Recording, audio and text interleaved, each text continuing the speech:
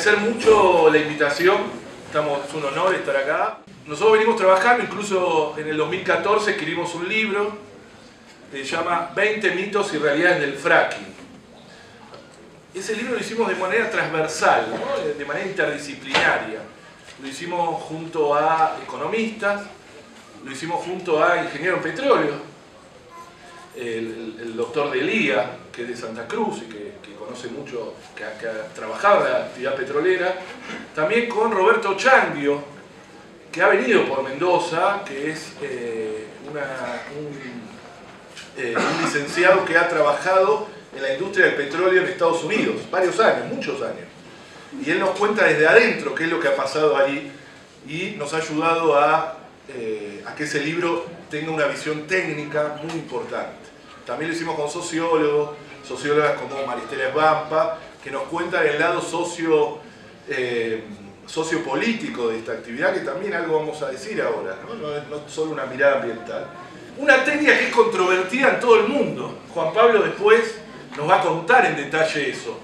Pero yo veía el video ayer del gobernador y parecía sorprendido por la reacción de la población, ¿no?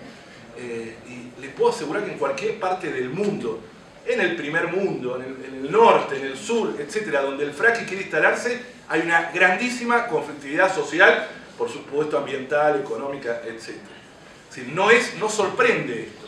Está prohibido en Francia, en Bulgaria, en varios estados de Estados Unidos. Bueno, nos va a contar en detalle eso.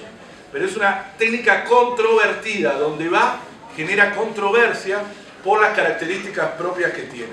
Tal es así que cuando se prohíbe en Francia, allá tenía una ministra de Ambiente que es muy conocida porque tiene una larga trayectoria, que era la ministra de Ecología, Desarrollo Sustentable y Energía de Francia. Cuando prohíben el fracking dice, así textual, en ninguna parte del mundo se demostró que esta explotación puede hacerse sin daños considerables para el entorno y para la salud humana. Esto dijo la ministra de Energía y Ecología de Francia para prohibir el fracking, que está prohibido. Muchas de las empresas francesas son las que están explotando acá en Vaca Muerta, ¿no? Lo tienen prohibido en su país, pero vienen y lo hacen acá. Las características de la explotación vamos a tratar de detallar porque la información es clave. Nosotros venimos acá a compartir con ustedes, a dar y a recibir información. Nosotros investigamos hace muchos años esta actividad. Es importante eso, por eso nosotros queremos que los debates tienen que ser informados, no una audiencia pública a cientos de kilómetros, en fechas absolutamente imposibles, para simular una institucionalidad, ¿no? Como ha pasado acá. Utilización intensiva del territorio, característica. Cada pozo es entre 1,5 hectáreas y 2 hectáreas, pero necesita multipozos por las características. Es decir que terminan utilizando cada pozo casi 10 veces más que un pozo convencional.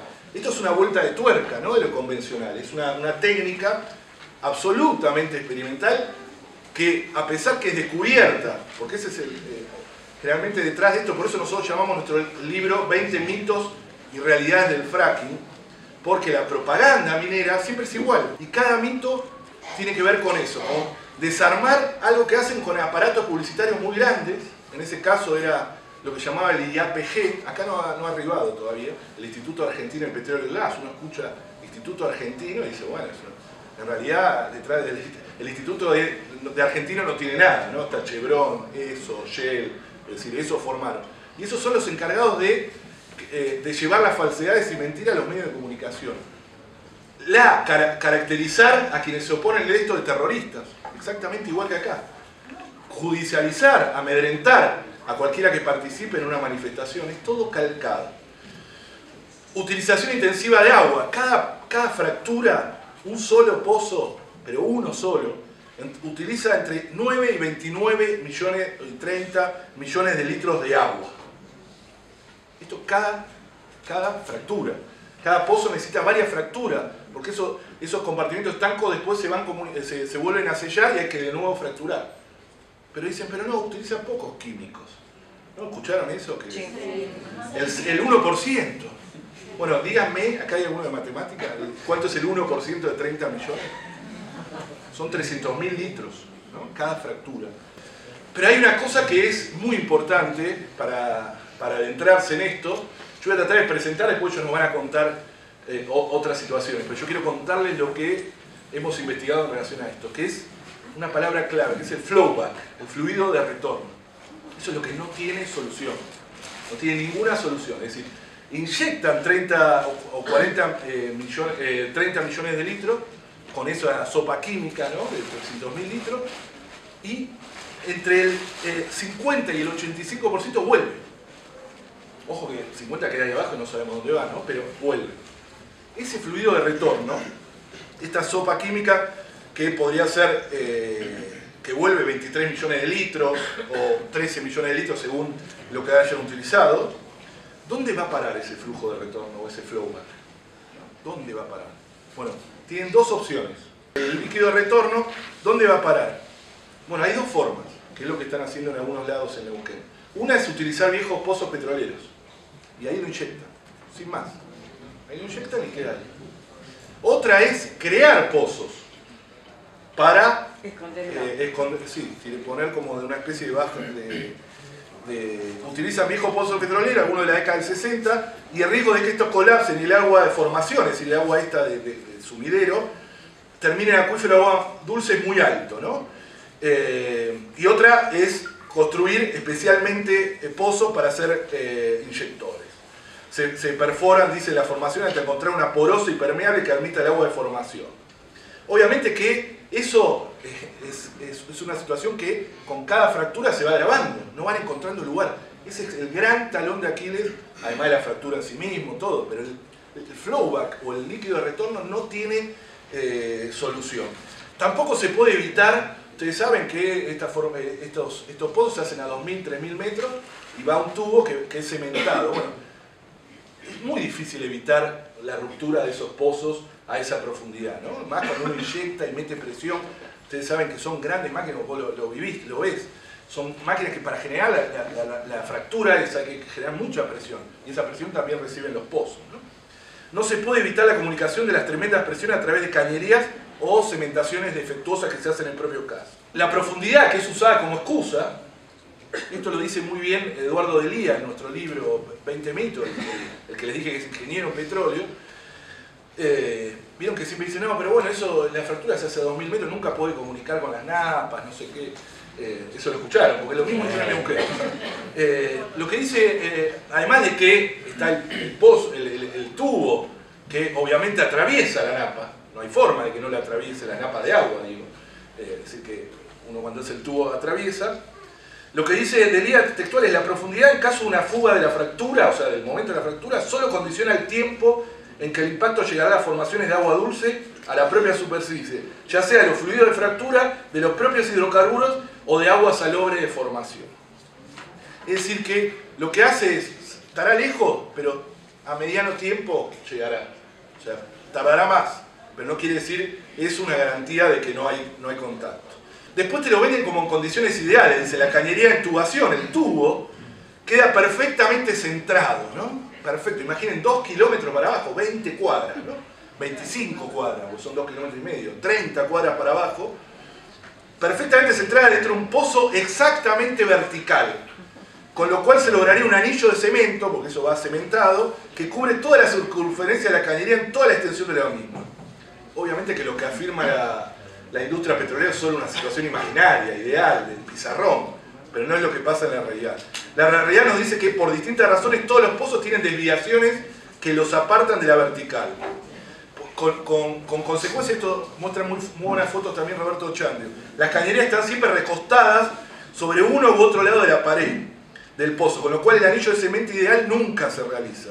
En un pozo desviado horizontal, la cañería estará siempre recostada sobre la pared del pozo, impidiendo una perfecta cementación. Y de acuerdo a datos estadísticos hechos por una universidad de Estados Unidos, el 6% de los pozos nuevos y hasta un 60% de los pozos viejos sufren de problemas estructurales y pérdida de aleación como resultado de este entubamiento. Estos son datos científicos, datos oficiales. La sismicidad y fracking, algo que también que lo mismo pasó en Estados Unidos, lo mismo pasó en Neuquén, que lo primero que decían es, qué disparate, es un disparate. La verdad que otro de los aspectos cuestionables es la relación entre sismicidad y fracking, y tiene mucho que ver con eso de los pozos sumideros que les dirijo, los pozos que crean para esto, porque lo que hacen es lubricar fallas geológicas ya existentes. ¿Entienden? O sea, lo que hace es lubricar de alguna manera. En Arkansas, Estados Unidos, una región geológicamente estable de ese país, desde que comenzaron las operaciones de fractura hidráulica se registraron más de 1.200 temblores, todos de menos de 4,9 grados de intensidad, ¿no? Estados Unidos es un buen ejemplo, porque uno dice, bueno, si lo hacen en Estados Unidos, a pesar que lo tienen prohibido, nos contarán después, en varios estados, entre ellos el estado de Nueva York, ¿no? Si ustedes buscan un poco van a ver famosos de Hollywood, todos que estuvieron detrás de esa prohibición. Pero Estados Unidos elige hacer fracking por una decisión geopolítica. Dice, vamos a hacer una zona de sacrificio. Por la independencia hidrocarburífera, eso dicen, ¿no? Sacrificamos una parte de Estados Unidos. Estados Unidos es muy común eso, ustedes hasta en las películas lo ven, ¿no? Digo, en nombre de la seguridad nacional se sacrifican vidas, etc. Bueno, Estados Unidos decidió que una parte de su territorio sea sacrificable. ¿Pero qué usan en esos? ¿No? ¿Qué tiene esto? Porque a veces nos van a decir, no sé si acá ya lo dijeron, pero se usa la pasta dentrífica, ¿no? ¿Lo dijeron eso acá? Bueno, porque no dijeron. Y dicen, no, son solo 12 productos. En realidad, no se conoce la lista completa de productos químicos usados en el proceso de fractura. Mucho de eso está amparado en los derechos de propiedad intelectual, etc. Y esto, no sé si vos lo vas a decir más en detalle, creo que acá lo tenéis, no se lo dijeron ni al Congreso de los Estados Unidos. O sea, la Comisión de Energía de Estados Unidos cita a las empresas petroleras y le dice, dígame los químicos. No se lo dijeron a ellos, imaginen lo que van a hacer con nosotros, ¿no? Un lugar paradigmático de lo que puede significar y por qué hay que parar el fracking antes que entre en lugares como en San Rafael o como en General Alvear o en toda la provincia, es Allen, ¿no? Allen, Alto Valle de Río Negro. Ahora nos va a contar él, pero los pozos de fracking es impactante entre plantaciones centenarias de peras y manzanas, cambiando la matriz productiva. Porque esto no es un debate solo ambiental, ni siquiera es un debate solo técnico, que lo damos y lo dimos. Yo acabo de dar muchos datos técnicos. Este es un debate de qué sociedad queremos, qué democracia queremos y qué modelo productivo queremos. Esto significa un cambio de la matriz productiva. Como está pasando, los productores, recién me mostró una foto, ¿cómo se llama? La cámara de productores, de fruticultores de Allen, con un cartel de que se vende. Ahora, las peras y manzanas de Argentina, era nuestra frutería y verdulería, corridas por otra matriz productiva, que estos pozos además duran 8, 10 años, tienen mucha más baja productividad. ¿Vamos a sacrificar nuestro territorio por una actividad de 10 años? Bueno, pensémoslo entre todos. Muchas gracias.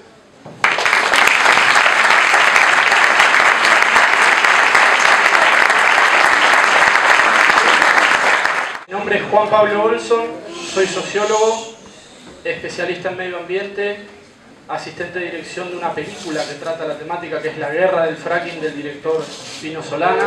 También formo parte de un movimiento climático global que se llama 350.org.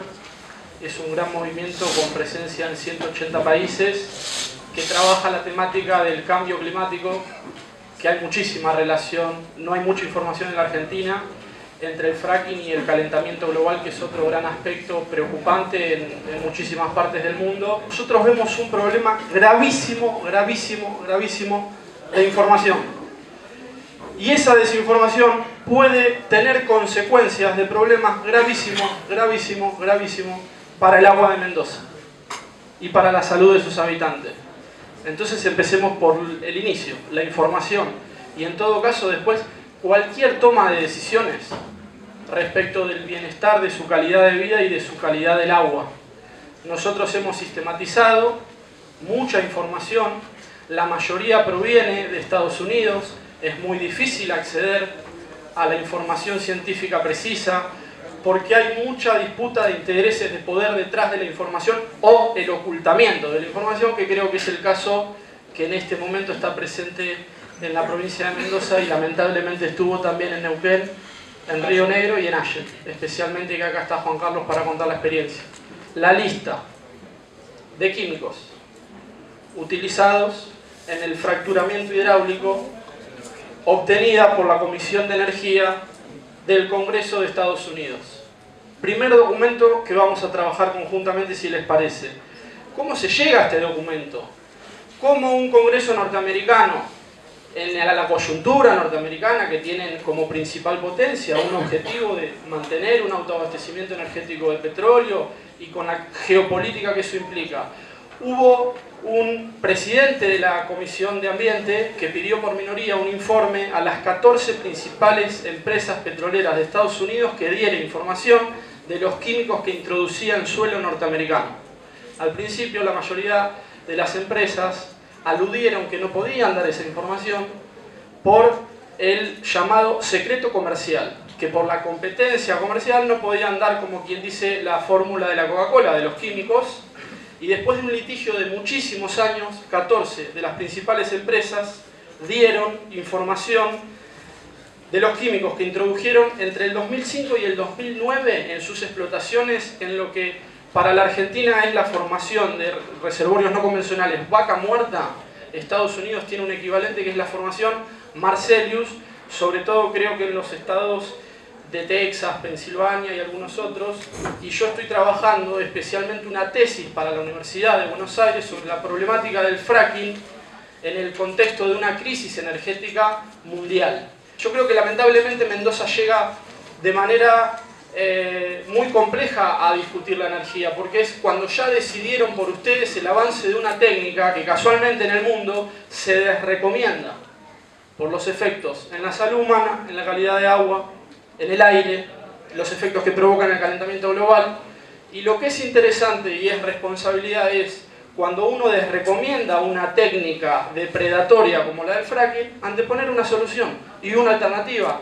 Nadie está, para que también a las autoridades que vemos que están instalando de una manera muy maniquea el debate, nadie tiene violencia, nadie tiene mentiras. ¿Dónde está la mentira en este informe del Congreso norteamericano?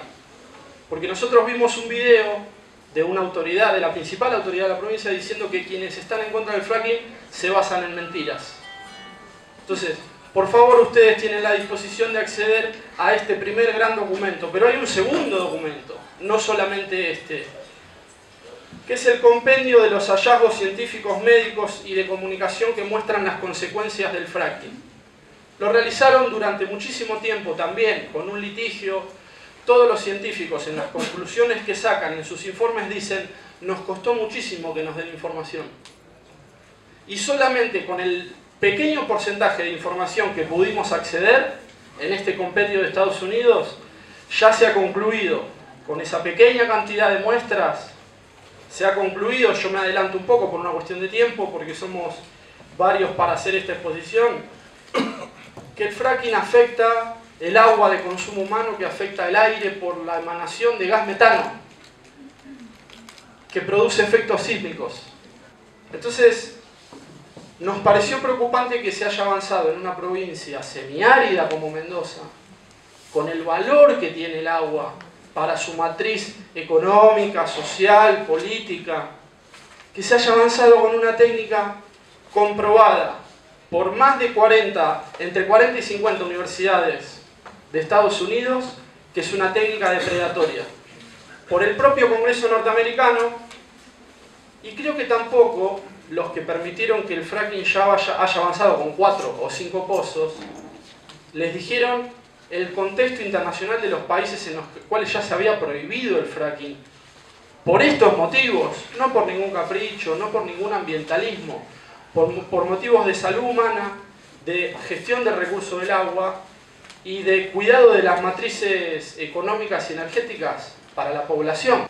El fracking está prohibido en Estados Unidos, en el estado de Nueva York, que es uno de los principales estados. ¿Por qué?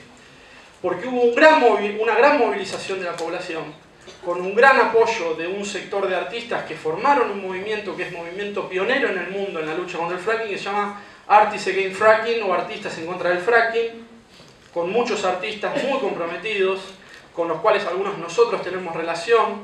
Hay un gran actor muy comprometido con la lucha contra el fracking, que se llama Mark Ruffalo, es con quien nosotros a veces articulamos actividades cuando trabajamos articulando con 350 Estados Unidos.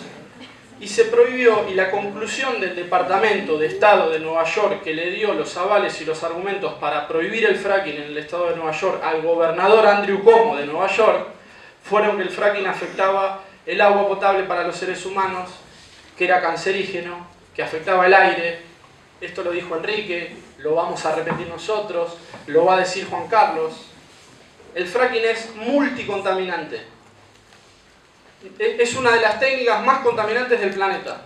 Contamina con los químicos el agua, perjudica el suelo. Cuando uno habla con un geólogo, que esta es la tesis que yo estoy trabajando para la Universidad de Buenos Aires, les voy a mostrar algunas imágenes solamente ilustrativas. ¿Qué es el fracking? Una técnica experimental que consiste en inyección a alta presión de millones de litros de agua, que llega hasta 2000 metros, que compromete entre 14 y 29 millones de litros de agua por pozo por explotación, acompañados de arena y un cóctel de químicos altamente contaminantes: benceno, tolueno, sileno, etilbenceno, butanol. No nos pareció justo para ustedes y responsable que un gobernador decidiera por ustedes ocultándoles esta información. ¿Por qué es grave? Porque es grave por lo que implica para ustedes y su futuro. Simplemente por eso. Y justamente por eso. Este es un esquema de cómo se realiza la explotación de un pozo de fracking. Tristemente, lamentablemente, ustedes ya tuvieron la suerte de conocer los camiones. Sé que hubo población preocupada por la circulación de los camiones. Los que hablan de que se utiliza poca agua o que se utilizan pocos químicos, con solo ver los camiones o la circulación de camiones, uno se da cuenta que no se sostiene esa afirmación. Y esta es la famosa formación de fracking en Estados Unidos, Marcellus, que para que ustedes se familiaricen y después puedan profundizar, ahí es donde están estas problemáticas.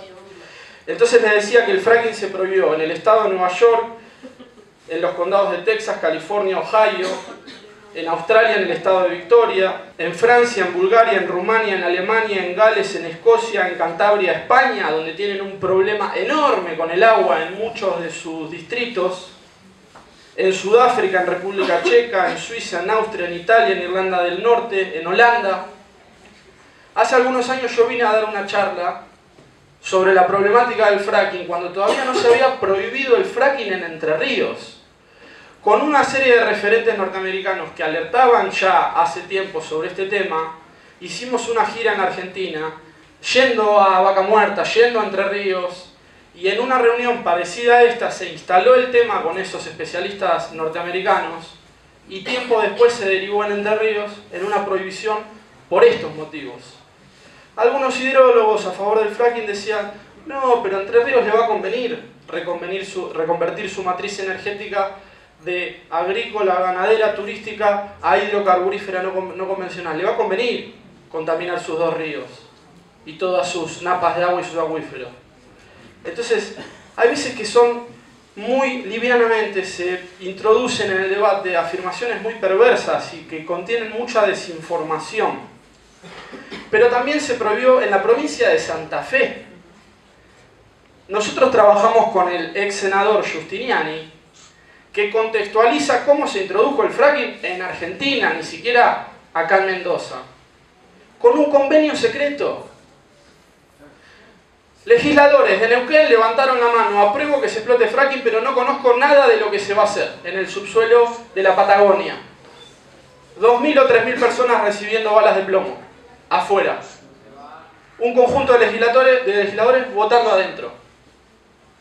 Ese es el capítulo número 1 del fracking en Argentina.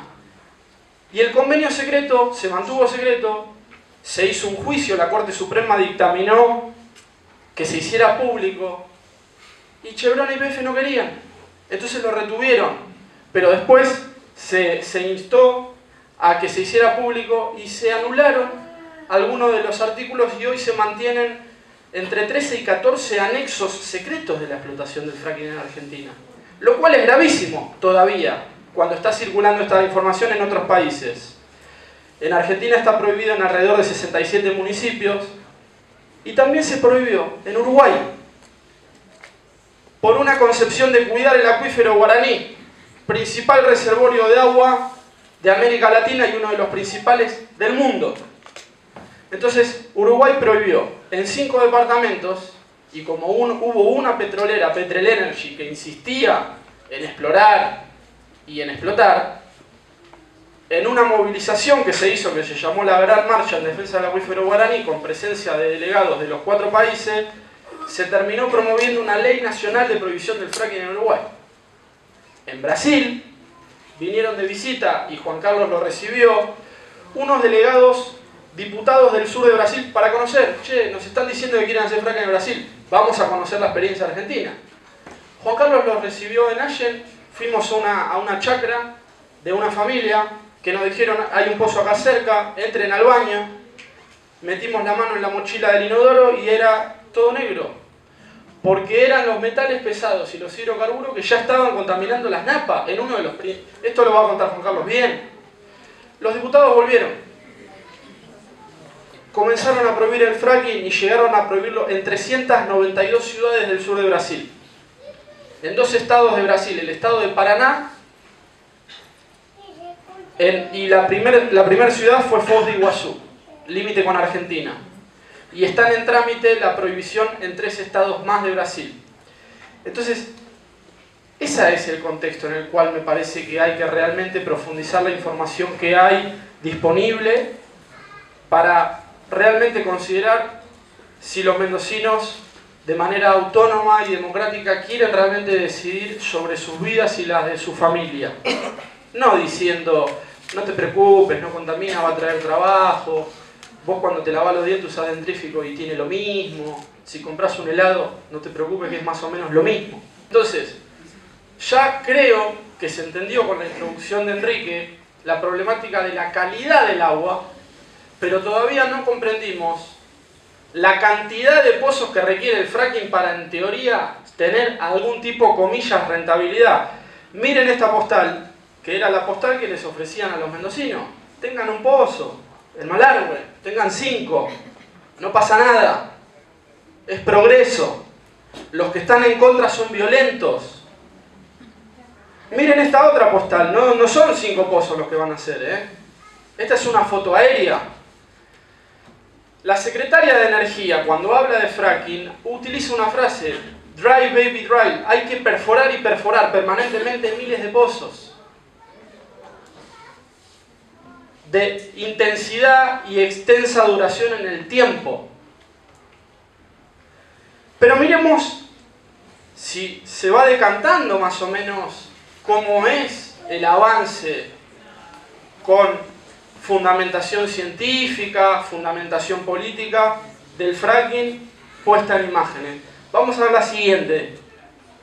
Esta ya es más una foto aérea satelital. ¿Alcanzan a ver en detalle la cantidad de pozos que se requieren? ¿Ustedes quieren esto para Mendoza? No. Para aclarar, cada punto es un pozo. Cada puntito es un pozo de fracking en Texas. Nos da tristeza que una autoridad del nivel de un gobernador en una provincia no tome en serio todos estos ejes. Entonces, lo que transforma inmediatamente a la población es una situación en donde la democracia delegativa en un gobernador que va a decidir por todos ustedes se antepone un ejercicio de participación y de democracia participativa. Y entonces el péndulo va a estar entre quién representa realmente los intereses de la calidad de vida y de calidad de agua de los mendocinos. Me parece como primer pregunta para que ustedes la tengan presente. Y un último detalle: todo este extractivismo perverso se sostiene en base, que esto es materia para un economista, en base a millones de subsidios para la explotación. Si solamente se dedicaran la millonada de subsidios para el fracking en Argentina, habría una solución de la matriz energética tendiente a considerar la energía como un derecho humano, gratuito, energía libre. Entonces hay muchos poderes detrás de una energía sucia y contaminante o una energía limpia y democrática, y por eso nosotros queríamos venir hoy a comentarle estas cosas a ustedes. Muchísimas gracias.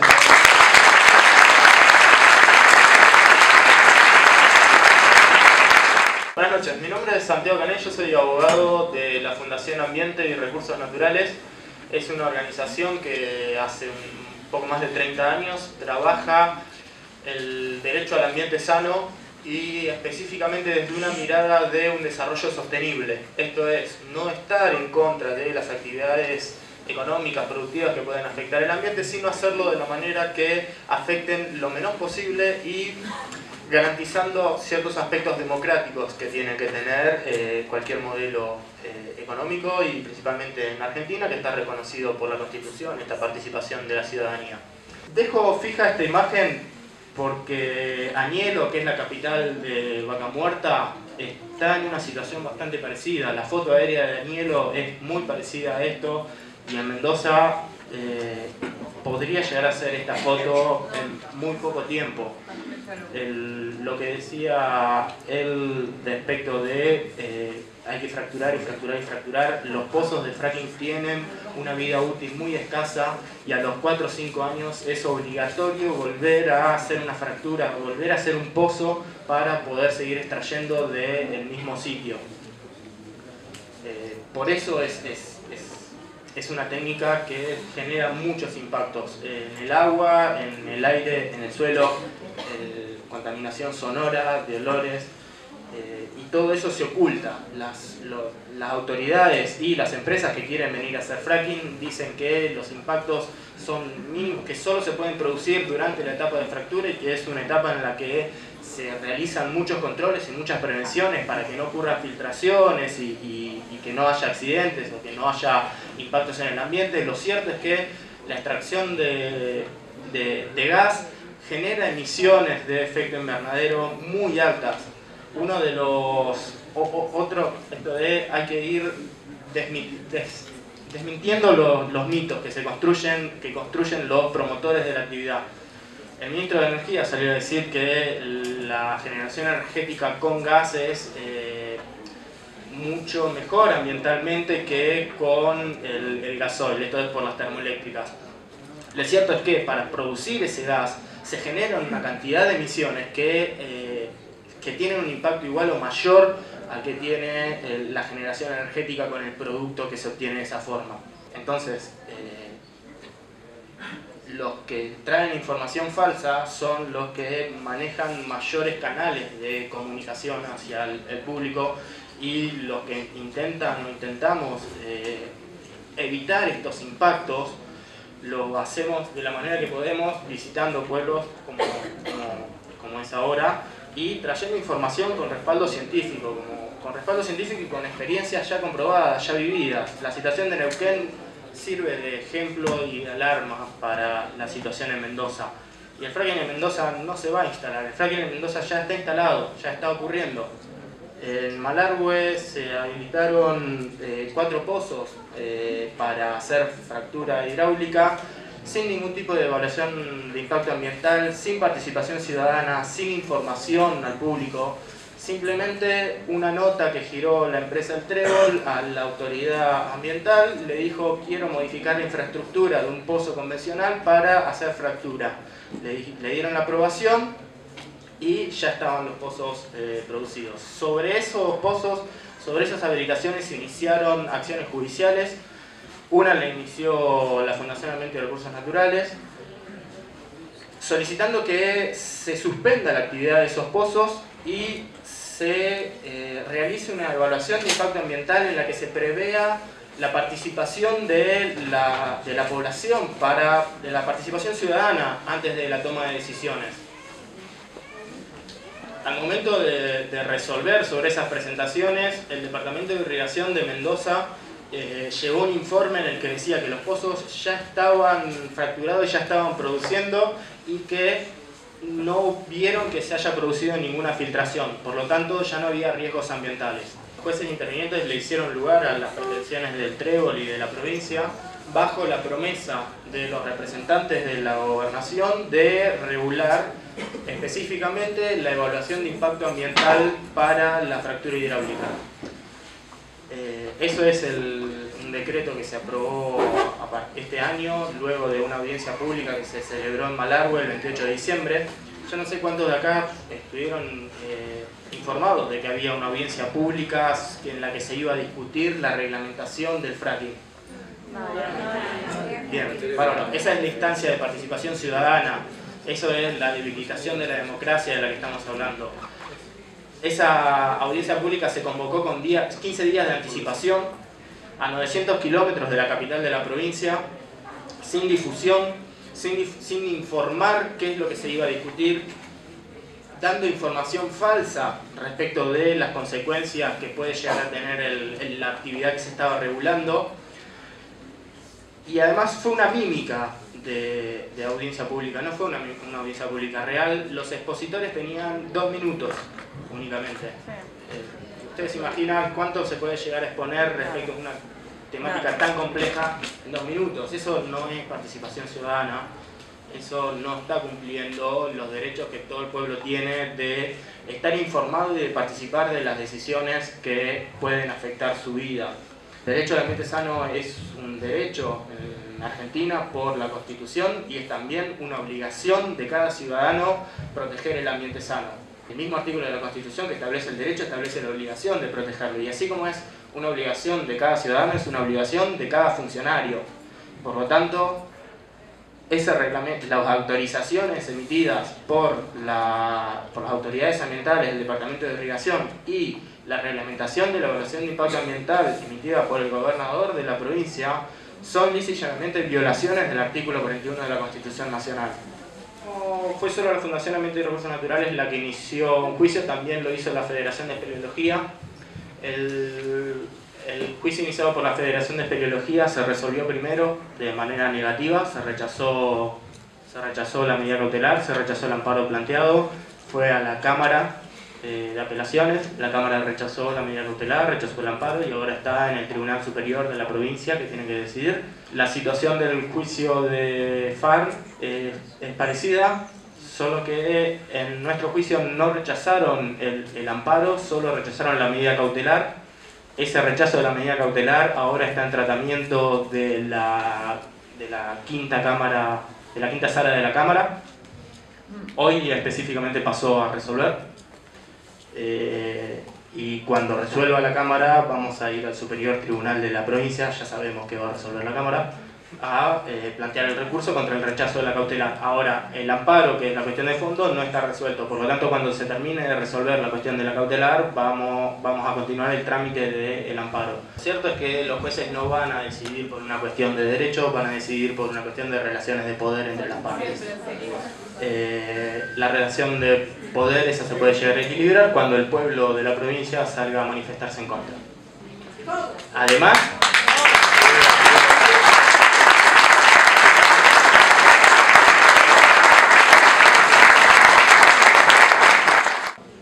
de estas causas, la organización Nódicos inició una acción de inconstitucionalidad contra la reglamentación de la evaluación de impacto ambiental. Eso lo resuelve directamente el Superior Tribunal de Justicia de la provincia. Desconozco, creo que esa acción ahora está en traslado, es decir que la provincia va a tener que responder la demanda. Lo que se puede hacer en esa acción es presentar la figura de amicus curiae, que es manifestar opiniones técnicas, jurídicas de la problemática en cuestión para que el tribunal las tenga en cuenta. Es algo que va a hacer al menos FAN, sumarse en esa causa, y además es mostrar el apoyo hacia cierta forma de resolver en esa causa. Lo cierto es que de la situación, así como ocultan mucha información, podemos ir aprendiendo de lo que les está pasando a la provincia vecina, Neuquén. Él mencionaba una de las prohibiciones, la de Uruguay. Una de las formas de prohibir el fracking es con las leyes de moratoria. Las leyes de moratoria lo que hacen es suspender la posibilidad de realizar la actividad por una cantidad de años hasta tanto se conozcan los impactos o los resultados que ha tenido en otros lugares. Uruguay específicamente prohíbe el fracking con una ley de moratoria de 10 años que establece justamente cuando se conozcan las consecuencias a largo plazo en otros países, vemos si autorizamos o no autorizamos el uso de esta técnica. El gobernador de Neuquén te dice: yo no puedo frenar el fracking porque las cuentas corrientes de la provincia se mantienen con las regalías del petróleo. Es una situación que Mendoza no tiene y es una herramienta a favor del ambiente en Mendoza. Perdón, que lo diga crudamente, la provincia de Mendoza, el gobierno de la provincia de Mendoza está a favor del fracking, es uno de sus principales impulsores. Es el que está dando las autorizaciones, es el que está dando los argumentos a favor del fracking, es el que está diciendo que el ambientalismo es mentira y que es terrorista. La situación de Neuquén tiene que servir de paralelismo y de aprendizaje. En Neuquén se dan muchas situaciones que desmienten todas las afirmaciones que hacen los que promueven la actividad. Por un lado, el tratamiento de la generación de residuos y el tratamiento de residuos es casi delictiva. Esto que decían, el agua de retorno con esa cantidad de químicos, no tienen nada que hacer con eso y la disponen en pozos que quizás, en el mejor de los casos, durante 4, 5, 10 años pueden no filtrarse. Esa agua cargada va a permanecer ahí ad eternum, o sea, no hay un momento en el que tengan previsto sacarla, por lo tanto, en algún momento se va a poder filtrar. Y la capacidad de tratamiento para esas aguas no existe, no está instalada, no está la posibilidad. Ellos dicen: nosotros la mayor cantidad de agua de retorno la reutilizamos en fracturas. Lo cierto es que solo el 40 o 50% del agua que retorna es posible reutilizarla en una fractura. Y peor aún, lo cierto es que es muy caro reutilizarla, por lo tanto no lo hacen. Incluso en el mejor de todos los escenarios, los residuos van a contaminar las napas y los ríos. Si no ahora, en algunos años, pero eso va a ocurrir. Bien, ya pasaron varias cosas en Neuquén. Para empezar, el agua de retorno la disponen en sumideros. Sumideros son estos pozos viejos o pozos nuevos que abren y los meten agua en la tierra, en el campo. Ellos te dicen: la fractura se produce entre 1500 y 3000 metros bajo tierra, por lo tanto las napas no corren riesgos. Ahora bien, el agua de retorno la disponen en sumideros que no tienen esa cantidad de metros ni de lejos. O sea, están específicamente al lado de las napas, los sumideros. Por otro lado, no hay control, no se ejerce un control verdadero. Si la autoridad que tiene que controlar está a favor del desarrollo de la actividad, no se produce un control verdadero. Por caso, la semana pasada descubrieron en un depósito en Neuquén una pastilla de estas radiactivas que se utilizan en los pozos, en un galpón en el que tenían almacenadas pastillas y herramientas. Se les había enganchado una pastilla en una herramienta y quedó ahí en el galpón cerrando. Hay herramientas jurídicas y judiciales que es presentarse para evitar que todo esto suceda, para plantear que se producen daños al ambiente, para plantear que se incumplen normas institucionales que hacen a la información pública y a la participación ciudadana. Y esas acciones son decididas por jueces que no se fundamentan específicamente en el derecho, sino en las relaciones de poder entre las partes que están en el conflicto. Por lo tanto, es necesario que las acciones judiciales sean acompañadas por la resistencia ciudadana.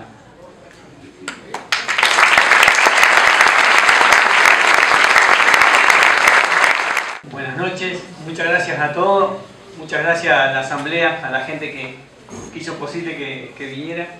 Es la primera vez que en Río Negro se le cobra una multa a YPF de 2,5 millones de pesos por contaminar una hectárea. Mentira, no contaminó una hectárea, contaminó más, porque se tuvieron que arrancar 170 frutales, porque se secaron. No nos interesa que le hayan cobrado una multa de 2,5 millones de pesos. Lo que nos interesaba sí era que en la resolución dijera que esta empresa miente cuando en los primeros análisis que presentan después de la denuncia que se le hace desde la asamblea, que dice que era poca cantidad de agua, que era agua dulce, que no había problema, escondieron el derrame durante una semana, en complicidad, con un diario, con la secretaria de Ambiente de provincia y la empresa, que no se tenía que hacer público eso. Pero la gente de ahí quiere a su tierra, entonces nos avisaron que había un derrame, fuimos a ver, se hizo la filmación con video, todo, y se hizo la denuncia. Y Lidia, que fue la que encabezó la denuncia, hizo la denuncia quebrada, porque ese sábado que fuimos a hacer los videos, para ir a hacer la denuncia, se tropezó en una sequía, se quedó encajada en el barro y se quebró un tobillo. Pero igual, con la pierna enyesada, igual hizo la denuncia, y lo que íbamos nosotros era que cuando la empresa presenta, porque la fiscalía le pide que presente los datos de ese derrame, en los análisis decían que era agua dulce, que era poquito. Entonces el DPA, que es el Departamento Provincial de Agua allá, como es esa su jurisdicción, manda a otro organismo que se llama COCAPRI, porque acá organismo más organismo, y se dan cuenta que no es poquito derrame, son 240.000 litros de agua de retorno, con alta toxicidad, salinidad, tiene químicos nocivos para las plantas y a su vez para el ser humano. ¿De qué seguridad nos están hablando cuando explicaban muy bien que dicen que no se puede cementar un pozo a 2.300 metros de profundidad? Pero ellos rapidísimo le echan la culpa a una válvula. Cuando se le pide, la fiscalía le pide que rectifique a la empresa los resultados de sus análisis, entonces ahí sí, bueno, tienen que declarar que es cierto que son 240.000 litros de agua, que son con hidrocarburos y químicos nocivos para las plantas. Llegan justo las profesionales que hicieron el compendio en Estados Unidos, que estuvieron ahí justo en el mismo momento, y se dan cuenta, les llevamos mostrándole cómo los pichones de tero, que el agua los agarró, estaban todos muertos, toda la fauna muerta. Y lo que dicen que era la válvula, mentira, no fue la válvula, fue todo un derrame que el pozo falló. Que es lo mismo que nos dijeron acá, que fue una válvula cuando en uno de los 5 pozos hubo un derrame al día 12. El veladero, la mina Jay veladero respondió que también, fue una siempre la válvula. válvula. Sí, las válvulas son terribles. Yo hoy me asombraba, gracias a Ricardo y Joy, que nos están cobijando, nos dieron el hospedaje, nos asombramos que tomaban agua de la canilla. Espectacular. Espectacular. En Allen no podemos tomar el agua de la canilla. El 80% del agua es envasada, consumimos agua envasada, y el 20% no la compra porque no puede comprarla, porque son 100 pesos el bidón. Entonces, la gente le pone filtro al agua para bañarse, al agua de la red, le pone filtro. La Corte Suprema de Justicia hace un análisis del Río Negro, de nuestro gran Río Negro, y dice que no es apta el agua para el consumo humano, por contener naftaleno, plomo, todos los minerales que ustedes puedan explicar, todo. ¿Pero por qué? Porque son todos los químicos y los minerales que estamos recibiendo de vaca muerta. Y vaca muerta, desgraciadamente, claro, allá no se sabe tanto de los incidentes como de las pastillas radioactivas, porque no hay nadie. O sea, está la gente de los pueblos originarios, pero muy dispersa. Pero en Allen no. En Allen tenemos a 1 kilómetro de las torres, a 1 kilómetro de los cascos urbanos, y donde están instaladas, que es la costa de los ríos, donde hay barrios, donde la gente que se quedó sin trabajo por las chacras que quedaron destruidas, se taló todo, son poquitas las chacras que quedan. El otro día mandé una foto a la página de la asamblea de acá, donde uno de los pocos galpones que nos están quedando, que deben ser 3, entró en receso de pago, y le mostraba la foto de lo que son las chacras al lado del galpón, todas taladas. Nos cambiaron la matriz productiva, y qué casualidad, acá también se está cambiando la matriz productiva. Acá también están matando a los productores. En Allen lo primero que se hizo fue comprar a la intendenta, que lo decimos, lo vimos y lo sabemos, y está denunciada, y ahora se había ido al Tribunal de Justicia a hacerse amiga del juez, así, que quejarse, a regalarle tierra para que hagan una ciudad judicial en Allen. Se compró al Consejo Deliberante. Yo digo se compró allá en Allen, si hay alguna similitud acá, son otra cosa. se compró el Consejo Deliberante, donde, y escuchen esa palabra que dice que es la responsabilidad social empresarial, que dicen las empresas que tienen, responsabilidad social empresarial. Mentira, es coima. Van con los maletines, entran y van y recorren todos los bloques del Consejo Deliberante. Así se compran la voluntad. Secretaria de Medio Ambiente de provincia, la señora Dina Migani. Me gusta decir con nombre y apellido. Dina Migani. Una señora que tiene una fábrica que se llama Quimpe, que le vende los químicos a las empresas petroleras de las cuales ella tiene que ir a controlar. ¿Qué le parece eso? Qué corruptela. Es terrible, terrible. ¿Qué es lo que primero que hacen también en Allen? Van a un productor, el señor Alberto Diomedi, gran corrupto y vendepatria, que lo agarran y dicen, ah, usted, vos venís, secretario de Fruticultura de la provincia. ¿Qué es lo primero que hace cuando asume? El hidrocarburo y la fruticultura pueden convivir. Mentira, mentira. Así se compran las voluntades en la ciudad. El gobernador, Alberto Bertinet, va a inaugurar un hospital a Cholechuel. Cuando sale, la asamblea que se formó por todo lo que fuimos recorriendo con la asamblea de la ciudad de Satrán, lo interpela a la salida, que hay un video que después lo vamos a subir también a la página, donde lo interpelan y dicen del fracking. Y dicen, ¿fracking? Si en Río Negro no se hace fracking, como hay muchos que dicen que no es fracking. En Río Negro se hace fracking.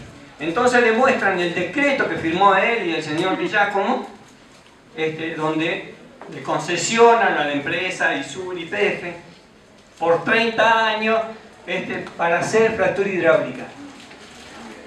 Mentiroso total. Después lo siguen interpelando y dice, pero déjense de bromar. Si, miren, en Allen tenemos las torres en el medio de las chacras y no pasa nada. Entonces le ponen el video del derrame de la chacra 60, donde tiene un juicio, todas mentiras. Desde el señor gobernador hacia abajo, todos mentirosos. Acá la ganancia es para los funcionarios, no es para la gente. Sáquenselo de la cabeza eso de los espejitos de colores. A nosotros mataron a alguien. ¿Saben lo que tenemos como terminal? Garitas. Unas garitas de chapa ahí que ya se volaron. Esa es la terminal que tiene Allen. No entran los colectivos a Allen. Esa es toda la riqueza de lo que dicen que trae estos tipos de empresas, que lo único que traen es desolación y muerte. Hace poquito, hace 4 meses más o menos, empezaron a aparecer los chicos con leucemia. Entre 3 y 9 años con leucemia. Nos enteramos de 7 casos, porque qué casualidad, el mismo día en el Instituto San Lucas de Neuquén, 7 casos que se atendían a la mañana, los 7 de ayer. Y vamos a permitir esto. Mendoza va a permitir esto. Acá los espejitos de colores no tienen que funcionar. No le contamos lo que nos va a pasar, no, le contamos lo que pasó. Las enfermedades de tiroides, cáncer en las vías altas, porque ustedes también tienen que entender que no solamente los químicos, las arenas silíceas, esa, tienen una enfermedad que se llama silicosis. Búsquenla en el Facebook, porque nosotros, cuando empezamos esto, yo soy plomero, yo trabajaba tranquilamente. Cuando nos empezaron a destruir todo esto, nos volvimos profesionales buscando en internet, porque hay que buscar, hay que informarse de esto, de lo que les va a pasar a ustedes, que por favor que no lo permitan.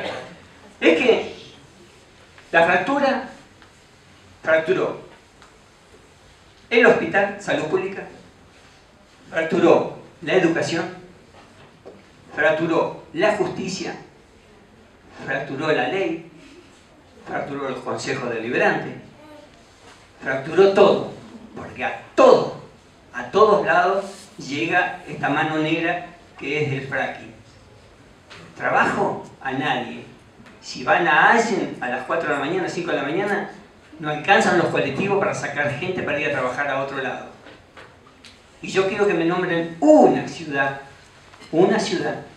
que tenga fracking y que sea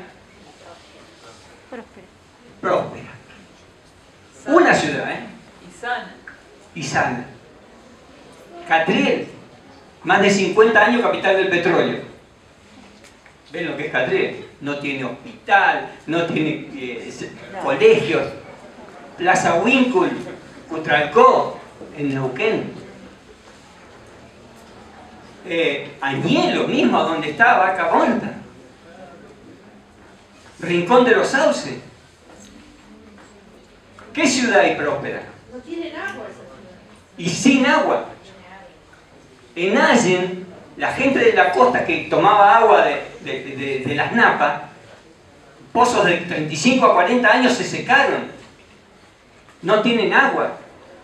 La chacra de Sánchez que nombró Juan Pablo, saliendo todo, tiene, en los análisis tiene el 0,10% de miligramos por litro de hidrocarburo.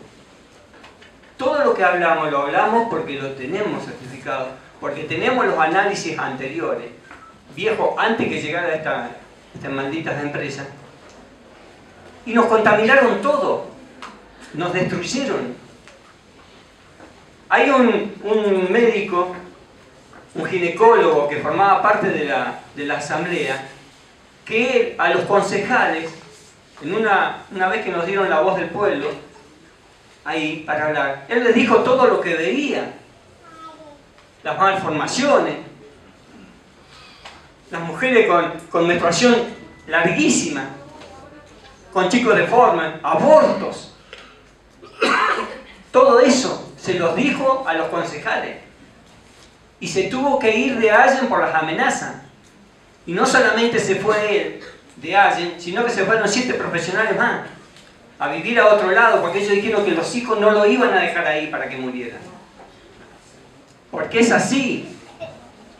Porque todo esto de los espejitos de colores, cómo te esconden los químicos, que cada empresa que llega a un lugar a perforar tiene que mostrar el manual socioambiental y declarando todos los químicos, no lo hacen.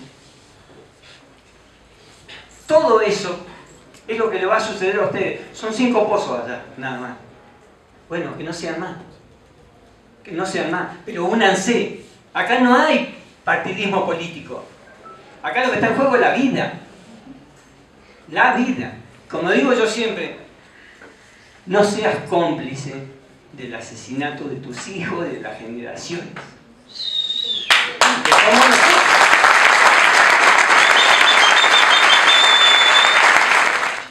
Todo esto que desde los intendentes, voy a hablar del intendente de Allen, porque si no, de los intendentes, concejales hacia abajo, son toda gente que nos mirábamos a los ojos antes, y ahora no pueden caminar por allí, por lo corruptos que son, y por más allá de que se hayan equivocado, como dicen, che, nos equivocamos, qué macano, ¿y ahora?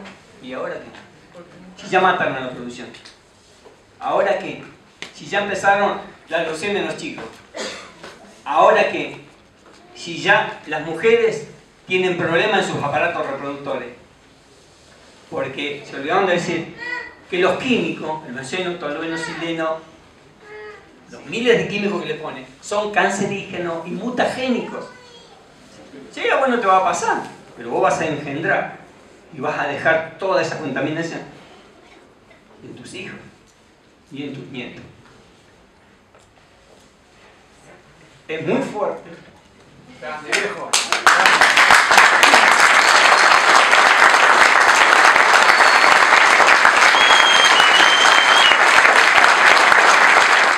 Para cerrar, somos ignorantes y no sabemos. No. Porque esto nos pasó a los funcionarios, voy a nombrar siempre a los funcionarios de mi ciudad, de mi provincia, porque no hace cosas que se creen que le decimos a los funcionarios.